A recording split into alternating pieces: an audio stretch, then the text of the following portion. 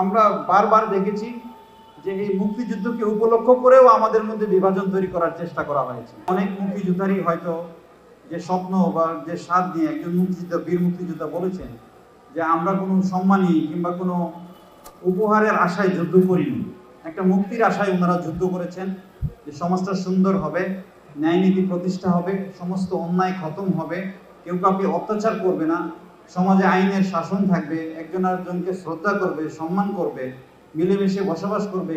এই ধরনের কতগুলো চেতনা নিয়ে, সুন্দর চেতনা নিয়ে ওনারা যুদ্ধ করেছেন। এই যে সুন্দর চেতনা, এগুলোর আসলে কোনো দল হয় না, এগুলো দল হয় না, এই শুভ চিন্তার কোনো দল হয় না।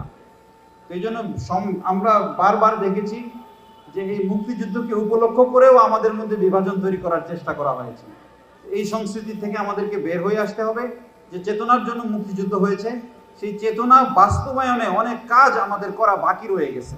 আজকে এতদিন পরে এসেও আমাদেরকে শুনতে হচ্ছে যে দ্রব্যমূল্যের দাম কেন আকাশ ছোঁয়া, সিন্ডিকেটের কেন কারসাজি, আইন শৃঙ্খলা পরিস্থিতির উন্নতি করা দরকার, আমাদের রাস্তাঘাটের মধ্যে আমাদের যানজট, আমাদের নদী দূষণ, খাল সহ নানা চ্যালেঞ্জ আমাদের রয়ে গেছে।